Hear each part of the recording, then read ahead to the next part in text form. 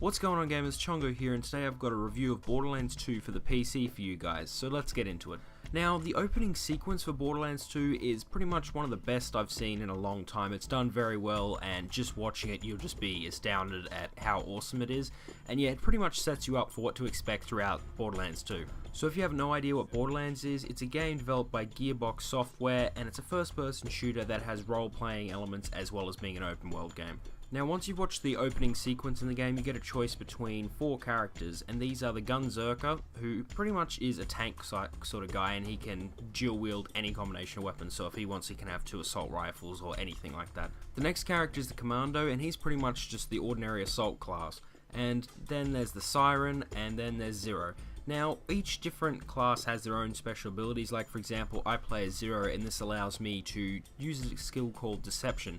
And you don't get your skills until level 5, and that goes for all characters. But once you get to level 5 and get your skill with Zero, what you can do is, when you press the F button, it'll pretty much make a hologram of you, and all the enemies will see is this hologram for 5 seconds. And this will give you time to run up behind an enemy, or knife them in the back, or, stab them, anything like that. And while you're in this mode, you get a lot more damage, and if you build up the skill later on, eventually you can get, I think it's about 650% more damage to your melee attack while in this mode. So this is very useful to use on bosses and some characters that are a lot harder to kill. Borderlands 2 is pretty much a co-op game. You can play it solo, but I would recommend playing it with friends because it's so much more fun.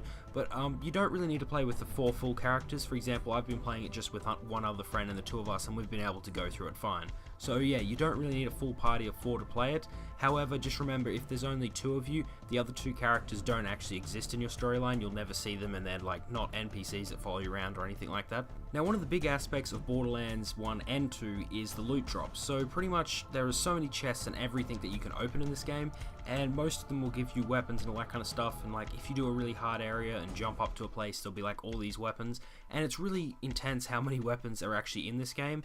And that's like pretty much the major part of the game, is finding better weapons and all that kind of stuff. But the really good thing about this game is there's so many weapons. For example, they're split into classes, obviously. So this is like shotgun, pistol, assault rifle, submachine gun, and rocket launcher. Now, you can pretty much play with any one you want. Like, for example, I've taken a liking to pistols. However, I could choose whichever one I want.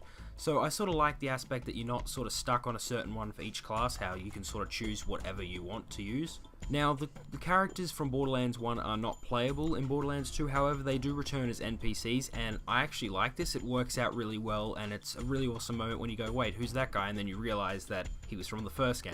So it's very different to do that in a game. Usually, sequels like to continue this along, but I reckon putting them as NPCs actually has worked really well in this game. So there is a lot good about this game, but there are some things that kind of suck. Like, for example, when you go to drop a weapon to give to your teammate or whatever, instead of just dropping it, your character tends to throw it, and this can become sort of a problem because you might want to give it to a friend and then you accidentally just chucked it off a cliff or something. And also, there was a part in the game where a friend and I, we were trying to, he was going to give me a customization mod which allowed me to get a new skin, and as he threw it, it went into a wall that the clip wasn't working, so pretty much we lost our items just because we threw it. Well, we didn't throw it, we dropped it and it bounced off and hit a wall and it just fell through it. So these glitches obviously can be fixed, but yeah, it's just at the moment there are small glitches like this, so just be aware of that. Now, when you go to play in the vehicle in PC, it's kind of weird at first because it doesn't actually use the WSA keys to move left and right. You actually need to move the mouse in which direction you want to go, which at first seems really weird and it's almost impossible to control, but after like 10 minutes playing with it, all of a sudden you know exactly how to use it. So yeah, it's a bit different, but it's something you'll just need to get used to if you choose to play it on the PC. Now, one of the cool aspects of Borderlands is, besides just having the main storyline, there's lots of side missions that you can do for people to get better weapons and XP and all that kind of stuff. So I would definitely recommend going off and doing some of them. You don't really have to do all of them because there is a massive list of them, but just do whichever ones that you want to do or that have good rewards or something that sounds like that's fun to do so you can get some more levels up.